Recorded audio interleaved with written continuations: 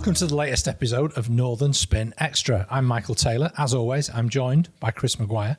In a second, we're going to be hearing from a very special guest. But before that, a few thank yous. Yes, hello, Michael. Welcome again. I'm very excited by our guest today, but we couldn't do this podcast without our friends at What Media who produce it, and also our sponsors at Oscar Technology, without whom we simply couldn't produce our podcast. So thank you to them. Very excited by our special guest today. She's a woman who, like me, is a southerner. She's flying the flag here in the north. She's embedded herself in the tech and business community in Manchester, and I think you need to introduce her, Michael. I do, indeed. Vimla Appadoo describes herself as a design thinker, international speaker, and an advocate for changing the way businesses think, using culture, design and technology to align profit and purpose. She's also on the board of the Greater Manchester Local Enterprise Partnership, the LEP, which oversees the strategy of the city region. Great to have you with us, Vim. Thanks. Am I allowed to call you Vim? Yeah, of course. Okay, good.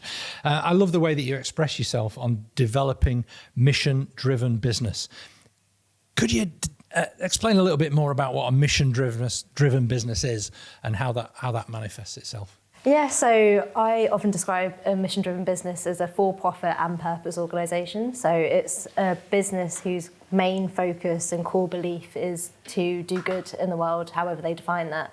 And it's separate from kind of corporate social responsibility, where it's an add-on or a nice to have. It's the core of why that business exists. And fundamentally, it's separate from a charity. It's trying to do it for profit as well. So changing the way we think about businesses so that you can do it all. Yeah, so Chris and I took part in something called the People's Powerhouse event last week, and I wish more businesses were involved in that. Just as I like businesses that embrace the whole B Corp structure and all the things that they have to achieve to do within the business. Is that an example of B Corp? Is B Corp an example of the sort of work that you do to help businesses along that journey? Yeah, I think that B Corp as an accreditation is a kind of kite mark of businesses and organisations that do well, or do good in the world. So as a consumer, looking out and seeing, right, I'm going to only support B Corp organisations is definitely one way of supporting those businesses. But yeah, it's that kind of thing. B Corp's one example of how you can do it. And what's traditionally, in your experience, stopping businesses from embracing that kind of positive culture that you'd encourage them to go on that journey? What are the barriers to doing that? Is it cost, maybe? I don't think it's cost. I think there's a mindset that for a business to succeed and be successful, you can't do good. So I think with capitalism, it sits at this kind of tension point of actually, if you want to make millions and have a high profit, you have to sacrifice the good stuff and doing good in the world. And that's because often for good businesses are seen as charities or nice to have or low revenue points or you can't pay yourself, when the opposite's true, is you can do all of those things and still do a good business. Yeah, fantastic. Chris, you were attending a round table last week where you were discussing effectively the war for talent and how so many businesses now, they want to attract the best people, and the best people actually embody a lot of the values that Vim's describing. Yeah, as I say, a lot of companies say that money isn't the driving force now for a lot of young people. It's people want to make a difference. They want to feel like they're part of the journey, and if they don't feel that they've got some skin in the game, then they won't do it. But interestingly, they'll look at a company, and if they do something which isn't sustainable, if they do something where their own objectives aren't aligned to their own motivations, they don't want to work for that company as well. And you're starting to see that a lot with some of the big tech firms as well. A lot of people are saying, I don't want to work for you because of this, that, and the other. And actually, if you're making too much money, if you're seen to be making too much money, I'm not necessarily so sure that's a good thing as well. We're seeing the crash of the cryptocurrency as well. That took place last week, and there's that big fallout. But he was talking about his philanthropic objectives. I can't remember the name of the guy now. The 30-year-old trillionaire, he described himself. It's come crashing down around his ears. And I think you're right. I think companies can and must be seen to be doing tech for good. Must be. Yeah. So Vim, sorry, we're stealing your show. I was going to say, but I don't think this is new. What I think is new is it's younger generations pushing for it. I think what you used to see is people would have their career, then get to retirement age and be like, right now I'm going to step into this for good space. I'm going to be philanthropic. I'm going to get into politics. I'm going to join boards. I'm going to be trustees. Whereas actually now people are starting at a younger point saying, I want that for my whole career rather than by the time I've lived. And that's the interesting point. And you're always going to have people who are motivated by money or want to get into high competitive industries and things like that. It's just there's this new emerging market for good businesses. So how do you think Manchester's doing, or I suppose the North generally, with its tech community, which you're quite embedded in, you're quite close to, and the kind of events and conferences that you've spoken at? What sort of reception do we get about this Tech for Good agenda that you're so bought into? Yeah, so I ran a Tech for Good accelerator in Manchester years ago now. I can't remember how many years ago. There's pre-COVID, which it's just thrown out all of it's a time warp. And we've moved on leaps and bounds since then. So when I was running that accelerator, the appetite for Tech for Good was really low. We found it really difficult to find businesses that fit that kind of market niche. And the conversation around investment was very different then as well, because to be seen as Tech for Good posed a threat to that kind of high investment unicorn type businesses. But when you look at the market now and you look at businesses that are starting, Tech for Good is a predominant factor. And I think in Manchester in particular, with the culture that we have of giving back and the city's kind of support for those kind of organisations, there's a lot more going on now in that space. Brilliant. So Chris, you've been involved in the tech community for a long time. Do you think Manchester stands up on those measures in the way that Vim describes, as a place where good business is transacted?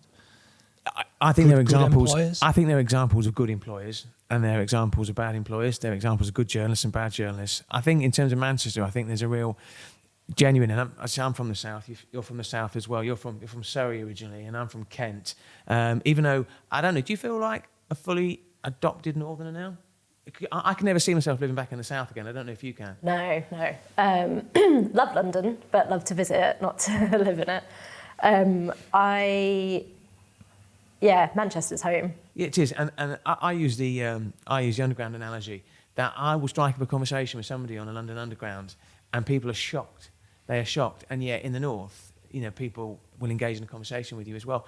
In answer to your question, Michael, I think there are good examples at both ends, but I think generally there's this general feeling, and you're seeing the B Corp movement, is starting to grow in the north. You're seeing the employee ownership trust model, in which people like Sandy Lindsay at Tangerine have really pioneered as well. And, Donald Moore in Stockport has done a phenomenal job. One and All's a great, but you know that business, One and All? Yeah. Incredible example, really. It used to be Rawlinson Knitwear, and it's transformed into, well, it's changed its name to One and All, but which I think reflects the journey that Donald's taking the business on, for it to be employee-owned, to really try and achieve B Corp status. And, he got through, as he says, by the skin of his teeth, because the process is not easy, is it? It's not a tick box exercise. Yeah. You properly get scrutinised. And you're also seeing a lot more companies, a lot of tech companies as well. I don't know if you agree with me, Vim, in terms of they're giving equity away to employers as well, because the recruitment challenges for tech companies, it's so competitive, they've got to offer more. I mean, are you seeing that? Yeah, and it's something that we actively, when I was running the accelerator, would encourage people to do as well, particularly when you're a new business and you might not have the funding to meet salary expectations. Giving equity away in an organisation is a way of keeping people there and having them behind that mission as well. Great company called Surmise just raised some investment, and what they do is they look at a legal tech. So if you've got a big weighty 500 word document and the really important stuff is sandwiched in there somewhere, they basically use their technology to actually identify the key things you should be looking for, the terms, etc., etc. Get a lot of traction. Everton use them, NCC Group use them, and one of the things that they've done is they've offered staff a policy of work anywhere you want. So if it's outside of a commutable distance, which in my case would be Chorley, but you can work anywhere in the world. So they had their marketing director spend 4 weeks in Italy. They worked for 3 weeks and they spent a week on holiday there. But it's things like that. And I don't know if you've noticed that. They're having to be more creative in what they offer. And it's not just about money, is it? No, it's the work-life balance. The way I look at it is I've got 24 hours in a day. That's it. It's not kind of 8 hours at work, 8 hours at home, 8 hours sleeping. It's 24 hours to live my life. And why would I spend 8 of those hours doing a job that I hate in an office that's not right for me, 3 hours of that on a commute that I can't, doesn't fulfill me? I'd much rather do 8 hours just living my life in a job that I enjoy with people that have the same ethos as me and doing good in the world. Can I ask you a controversial question? Okay, are there still dinosaurs out there businesses that don't want to change and still think, hey, you're lucky to have a job. You know, that's the sort of first question. And is there a danger that we go too far and make it too much stacked in favour of the employee? So there are organisations out there that don't want that change, but the pandemic has shown us that when push comes to shove, that change can come through when we have to. So I kind of, in a lot of the talks I give, use that as an example of organisations that thought they couldn't go on that journey, were forced to overnight, and they're now trying to push back to what they were. But that's where the employee lifestyle comes back in of like, but we had all of this, why are you taking it away from us? I don't think there's a risk of it becoming too employee focused, because I think what we should be encouraging is a culture of trust and autonomy that enables people to do their job in a way that works for them. But that means a really big shift in leadership style and management style to understand how to bring that out of people. And the counter of that is, when things go wrong, being able to hold people accountable to why that they've gone wrong and making decisions based off of that. So like Culture Shift, the organisation that I'm with at the moment, we do a similar thing of we can work anywhere within a certain time difference, and it means that people get that lifestyle holiday experience. You can work anywhere. We have core hours, and you can do whatever you need to outside of those. And those kind of things really enable you to live your best life and work in the way that works for you. I think what's interesting here is that obviously we set this podcast up to be ostensibly a politics podcast. And a lot of what we're talking about here now, Vim, could quite easily segue into a feature that Chris might write in Business Cloud or Tech Blast, the platforms that he's got, or I could write it up for any of the outlets I occasionally do journalism for. But actually, it's the politicisation of every area of life, and that's got to be a good thing. That's an awakening. That's the way I see it. Yeah, I think there's a fear that when things become politicised, it becomes archaic and difficult and hard to change. But if we can start seeing the politics as a way of influencing policy and protection of like employees and new rights and new ways of working, then I think it's really positive. Yeah, fantastic. So I'm self-conscious. I'm really self-conscious about this issue. But we did the People's Powerhouse event last week, and we had lots of different guests dipping in and out of our conversation in a live setting. And I was really self-conscious of the fact that the only person that I wanted to discuss racial justice with was the woman in the hijab with a darker skin tone than me. And I'm thinking, what can we do as a couple of old white fellas to really develop our own allyship that we genuinely have, that we want to do the right thing and make the right choices and make the right decisions in whatever organisations we might work in now, and indeed in putting together a podcast like this. Yeah, allyships are really, it's a good thing. I think it's difficult to get right, but everyone's on a journey to understanding what it looks like, and that's the important bit to focus on. Is it's not about getting it right first time, it's about understanding how to support people. I think for me it often comes down to positions of power. So I come into a room like this, I'm the only person under 30 or 30, the producers are probably in that age bracket. The only person of colour, only female, and sitting alongside two podcast hosts who have a lot more experience in the sector, industry and network. And that's intimidating. And that's my walk of life for every room that I go into. It's intimidating and it's hard. And I think when it comes to that power dynamic, it's understanding that whatever power it is you hold, giving that to other people so that they can have a platform and a voice and an opinion to share. Okay. Have we tried to give you that voice? Yeah, I think so. Well, you invited me on. Yeah, definitely. No, exactly. No, I wanted to. I've always been impressed by the way that you express yourself. So thank you. We wanted to share that with you on our podcast today. Thanks. But it's something we are genuinely passionate about. It can't be tokenism. I mean, just for the sake of the listeners, I mean, there's 5 people in the room, isn't there? You've got the 2 people from What Media and myself and you and Vim as well. I'll ask you a couple of questions if I may. I looked at your social media posts over the weekend as well, and it's fascinating. Childcare, big issue now, big issue. Affordable childcare especially. You look at the situation in the UK. You took part in a march recently. Your daughter is 14 months old. You took her on the march, and I think we've got the second most expensive childcare in Europe, I think. In the world. What would be affordable childcare? And how big an issue and how big an obstacle is it, do you think, for working parents? I think it's the biggest issue for working parents. So there are models that exist of countries that have affordable childcare. You look at Scandinavia, where it's subsidised by the government, and it means that parents are able to work and have children in an affordable way. I think affordable childcare means not having to decide whether you have a career or you have children. And at the moment, that's the decision that parents are having to make, is who's going to sacrifice their career or their work in order to enable us to have children and ensure that they have quality childcare provision. And it's absolutely fine whatever you choose and however you choose that. But I think for people who do want to have children and have a career, you shouldn't be forced to have to make that decision. But Michael, I mean, I'll ask you, you're a father of 5. You know, I've got 2 grown-up girls. What was it like for you in terms of, you know, when you became a dad? Did you have to make those sort of choices? Has this situation changed? Has it got worse? Has it got more acute? Or is it a question that people are talking about it more now than they were, you know, with the best will in the world when we were new parents? Yeah, I think people are talking about it more. I think it's a difficult. It's been a difficult wrestling for a lot of employers to have to live with. When I first became a parent, I think there was an expectation that mum stays at home to look after the kids and all of that sorts of things, and that women in particular had to make those the choices that Vim so well and ably described. It was a real juggle, yeah, constantly. But again, and we were dependent on the grace and goodwill of lots of other people around in our surrounding network.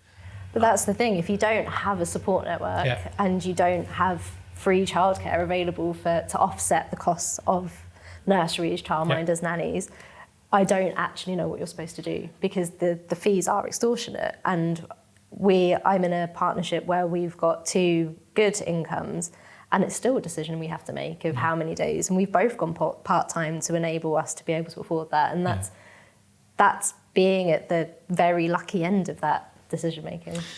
Yeah, it is. It is. And phenomenal that you're speaking out about this. The knock-on effect is you get less women as a result, and particularly for women in heterosexual relationships, it means you get less women in the boardroom, less women in the offices, less women on exec board, and CEO levels. And then that extrapolates into politics, where you get less women making these decisions that then affect women. So it's a really perpetual cycle of, if we don't address this issue now, we're not going to be able to address the gender imbalance that proliferates society. And then on top of that, you've got ageism and racism and all of the other things that play into it. Yeah. So Vim, tell me, you've stepped into the breach as a board member of the Manchester LEP, which is fantastic. I'm intrigued as to how you're finding that, and I'm intrigued for you to share with us on this podcast the minutes of the last meeting in great detail, so we can find out what's going on, as we're a couple of nosy journalists. But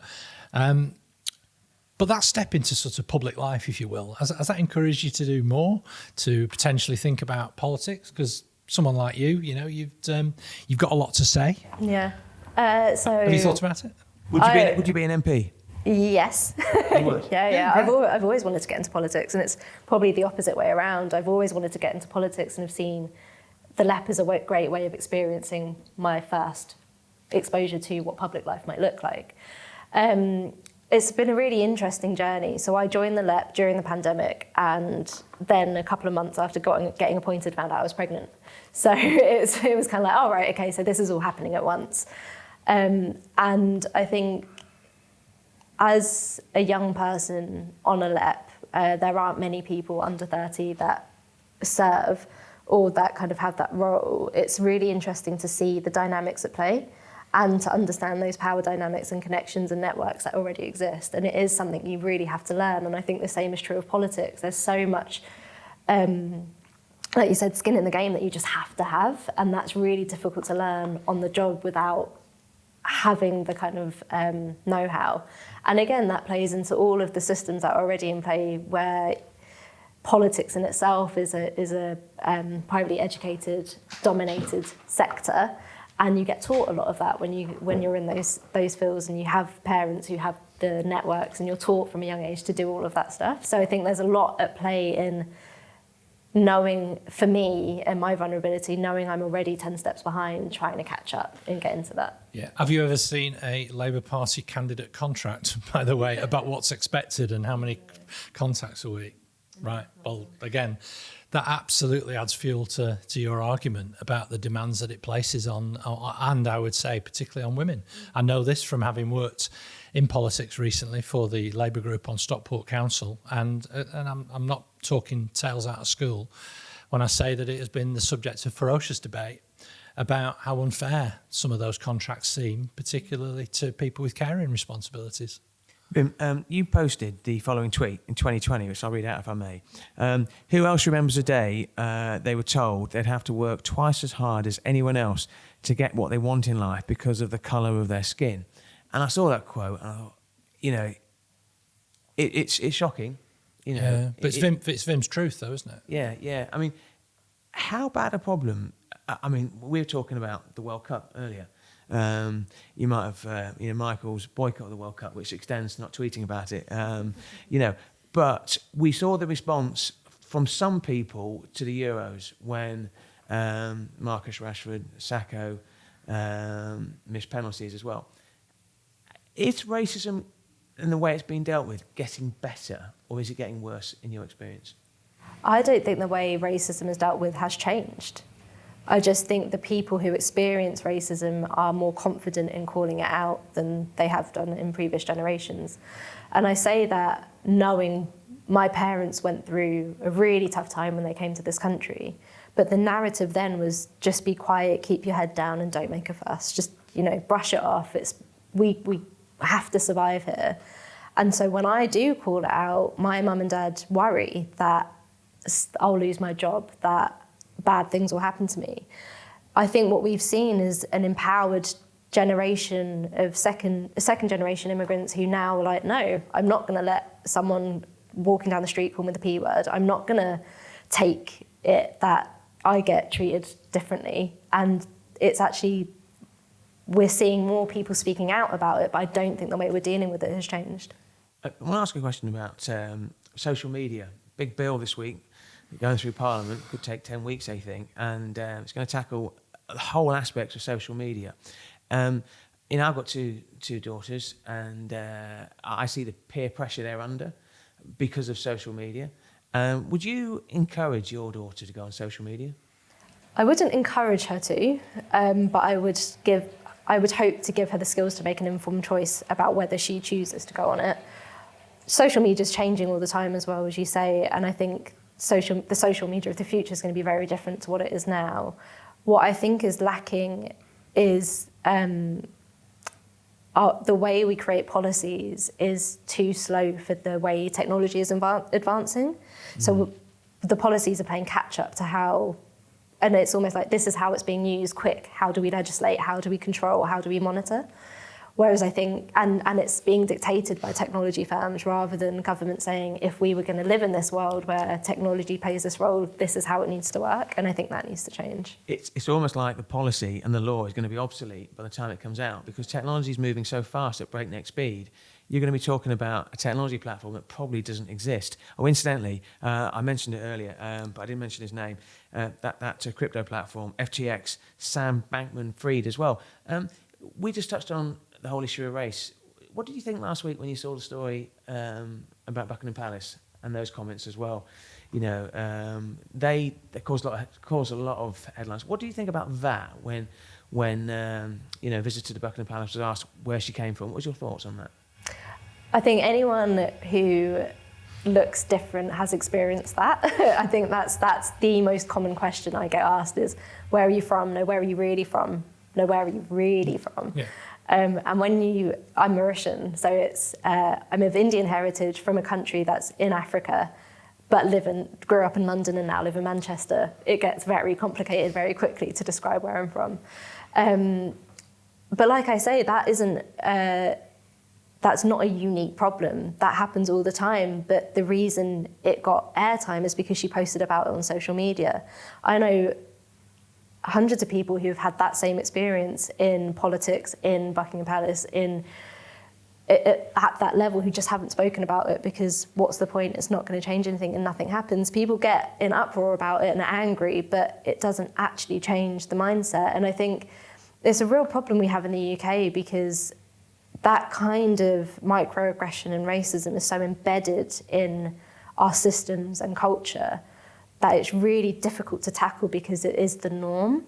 And it's when we try and have an open conversation about it and say, you're not racist, it's how things are, but here's what you can do to change. That's met with defense, like a defense mechanism, because the race word has been said. So the onus is then on people of colour to navigate that and tread really carefully around, how do I bring this conversation up without offending people but still making a difference and making a change? The three ladies we spoke to at last week's The People's Powerhouse, the three hijabis, they were talking about the fact that they wanted to tackle racism in sport, and they've got over 1 million people have backed them now. But what they were saying is that if you are guilty of racism at sport, you should be banned for life, not a fixed term, you know, and which I agree with 100%. I think it's a very difficult subject in terms of people feel awkward to talk about it. Do you think people feel awkward to talk about it? Yes, I think people are scared of saying the wrong thing, and that's why at the very beginning I was saying everyone's on a journey. And I think we live in this society now where we're quick to say you're wrong, rather than I understand where you're coming from, but here's how I see it, and I understand that this is a part of your learning, so let's have a conversation about it. It's very like, no, you're wrong, I'm right instead. And I think that's part of the... And does that come back to the whole issue of social media, where social media plays to you're right, you're wrong? There's nowhere in the middle. And you mentioned, you said people are scared to talk about it. I think people are scared to talk about it because they think of it as career ending. If they say something wrong and then they get called out on social media, which is instant and it's shareable as well. And I think what's lost is you can't actually have a proper conversation, can you? I mean, and I'm agreeing with Michael, which listeners to the show will know is a rare occurrence, but we both want to be a force of good, don't we? Yes. We don't do this podcast for money, far from it. Certainly what media give their time and effort to us, not for money, but generally because we believe that we want to make the North a better place. You know, I've got 2 daughters. I want them to want like your daughter. I want them to feel they can do anything they want. I want them to feel that there isn't an obstacle to them achieving what they want in their life. And I want to play a very, very, very small part in that. But unless we talk about it, unless we have awkward conversations, we don't make the world a better place. But so back to your allyship question, that's where you do have so much more power than I do, because you're in the decision-making rooms and conversations with people who might make off-the-cuff comments or have views that aren't with the times. But it's your role and responsibility to have those conversations, because it's easier for you to, and you will be listened in a way that I won't, because I walk into a room and start talking about race and gender equality, and I get eye rolls of, oh, here she goes again. She's a young brown person, and that's all she's going to know.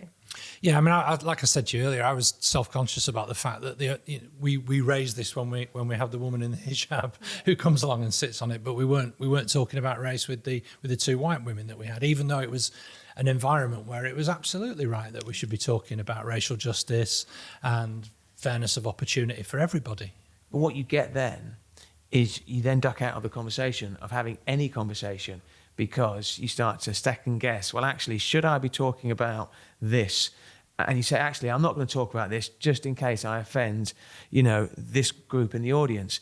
And then what you do is you achieve nothing because you don't have that conversation. And we talk about this council culture as well, don't we? I mean, we talk a lot about the Daily Mail because, full disclosure, I worked there for 18 months, even though Michael thinks I was the editor. And Michael thinks I'm still a fully paid up member of the Daily Mail. But I hate this vocal audience, that everybody says something and it becomes a them and us situation. Politics are moving that way as well. I mean, what can I ask a question as well? What did you think when Rishi Sunak became the Prime Minister? What was your view then? Very mixed. So on one hand, I wanted to be the first Asian Prime Minister. But no, seriously, I think there was a moment of pride where I was like, wow, it's actually happened. I never genuinely thought I'd see a person of colour be Prime Minister in this Britain. And then I was like, but he does not represent me. He does not represent anyone I know. And actually, the colour of his skin is a byproduct of actually what he represents. And that was really disheartening, that you have this leader who you should feel aspirational to, you should feel some sort of connection, but you just don't. Yeah. And it was really disappointing. He's no Barack Obama, is he? No. No. Well, you did tweet. You did say you can still be the first female Yeah. Asian prime minister as well. Yeah. Let's hope so. So come on, tell me then, Vimla, what's your trajectory for getting into politics and changing the world? Can I ask? Because you mentioned your age, so that's the reason I'm asking. Did you say you're 30 now? Okay, so you look at a lot of the politicians. We spoke about it in last week's podcast. Devena Davison is announced she's leaving. She's 29. William Ragg famously beat Michael at the 2015 general election. He's announced he's leaving. He's 34. You're finding politicians are actually younger politicians are quitting politics even before you're considering becoming a politician as well. So, yeah, it's an interesting question in terms of you're 30 now. You've got a young daughter, there's a general election happening in 2 years. The selection process is really interesting. When should I put my money on you being PM? Not for a long time. Yeah. I think it is a long game, and I don't think it's I don't see myself getting into politics anytime soon because of how long it actually takes to establish a political career.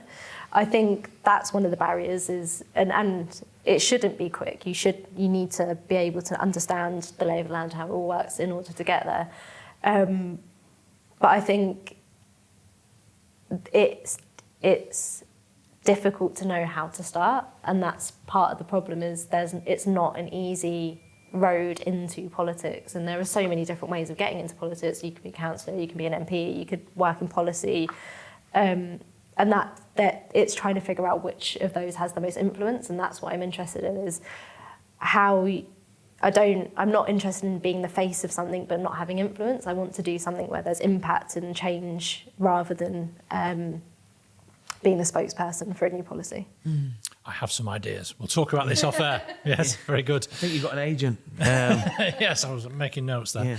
Yeah. Well, that's amazing. So finally, just to wrap things up, Vimla, what do you think of the Northern Powerhouse and levelling up? And where do you think we're up with all of that from your position here in the business world in the north of England and everything you're involved in? It's a really good question, because I think there's been a lot of talking about the Northern Powerhouse and levelling up for a really long time. And with the change of government and change of leadership style that we've had, there's been a lot of, since it was announced that it was all going to happen, I think it's just gone down the priority list of things that need to be focused on. And I think that's a shame, because the power of the North is massive, and particularly if the North works together, there's so much strength there. I think the opportunity is now to really influence that with devolution and everything that's happening, to bring the business community together to build those connections better. But we face the battles of transport, of connectivity, and quite frankly taking on the amount of airtime that London gets. And with the economic instability and political instability, I don't think it's going to get that prioritisation anytime soon either.